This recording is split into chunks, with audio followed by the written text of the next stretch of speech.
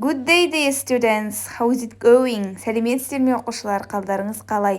Бүгін біз Smiles Pupil's book кітабындағы My Day тақырыбын өтеміз. Open your Pupil's book at page number 72 and 73. Pupil's book'тарымыздағы 72 және 73 беттерімізді ашайық. Бірінші көріп тұрғандарыңыздай оқушылар exercise number 22 My Day мәтінін бірінші listen, read and match тыңдаймыз, оқимыз және суреттермен сөздерді сәйкестендіреміз. So let's start. Ендеше оқушылар бірінші мәтінді оқып аударайық.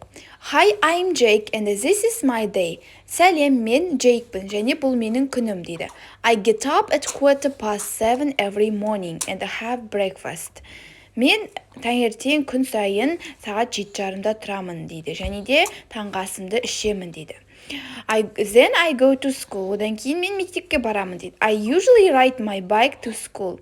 Мен әдетте өзімнің велосипедіммен мектепке барамын дейді. Яғни велосипедімді айдап барамын дейді. In the afternoon I always do my homework. Яғни күндіз түстен кейін мен әрдайым өзімнің үй жұмысымды орындаймын дейді. Then at 5:30 I go to the gym with my dad. Одан кейін сағат 5:30-да мен өзім әкеммен бірге спортзалға барамын дейді. At 7:30 in the evening I have dinner with my family. Кешкі сағат 7:30-да мен отбасыммен бірге кешкі ас ішемін дейді. Then I sometimes watch TV or listen to music. Кейде мен теледидар қараймын немесе музыка тыңдаймын дейді. I go to bed at 9:15. Сағат 9:15 кеткенде мен ұйықтаймын дейді, яғни төсекке жатамын дейді. That's my day and it's always a happy one. Бұл менің күнім және бұл әрқашан бақытты дейді. Енді оқушылар қарамен берілген сөздерді суреттермен сәйкестендірейік. Мысалға бірінші сөйлемді оқиық. I usually ride my bike to school. Мен әдетте өзім велосипедпен барамын, мектепке деп тұр. Ол бізде қай суретте тұр? C суретінде. Бір бізде C болады. Екінші бізде I go to the gym with my dad.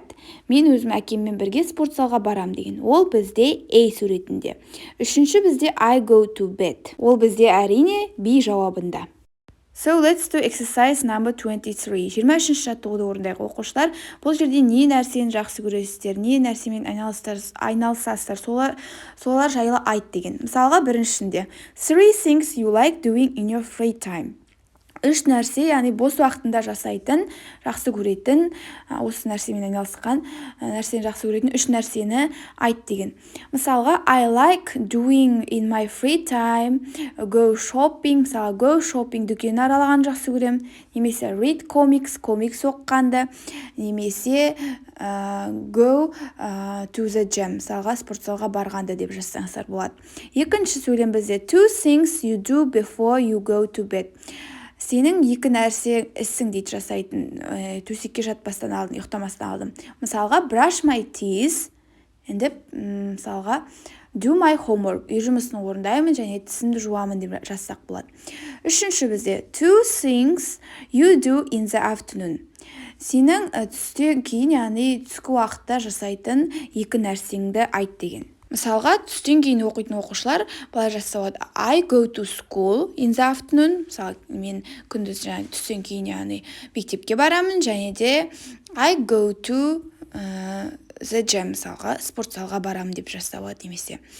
Төртінші бізде 2 things you never do at the weekend. Сен демалыс күні жасамайтын 2 нәрсең дейді. Мысалға, I don't do homework. Мысалға, мен үй жұмысын орындамаймын.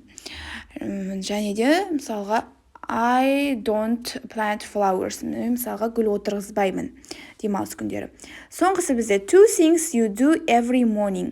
2 нәрсені айт деген, күнделікті таңертең жасайтын. Мысалға, I have breakfast, мен таңғы асымды ішемін, және I do my homework, мен үй жұмысымды орындаймын деп жазсаңыздар болады. So students, let's do exercise number 25 at page 73. 73-ші беттегі 25-ші жаттығуды орындайық. Бұл жерде match and say. Яғни сәйкестендіру. Бұл жерде суреттермен өзінің тиісті сөздерін. Мысалға, біріншіде көріп тұрғандарыңыздай велосипедтің суреті берілген. Ол бізде C жауабымен белгіленген. Rode their bikes.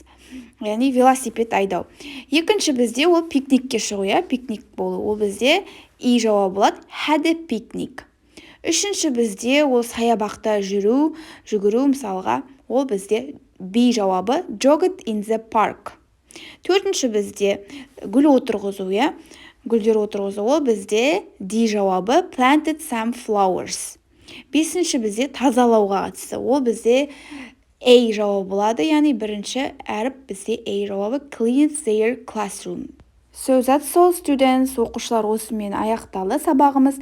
Егер сабақ түсінген болсаңыздар, ұнаған болса, лайк басып, астына комментарий қалдыруды ұмытпаңыздар, каналыма тіркеліп кетіңіздер. See you next time. Bye bye.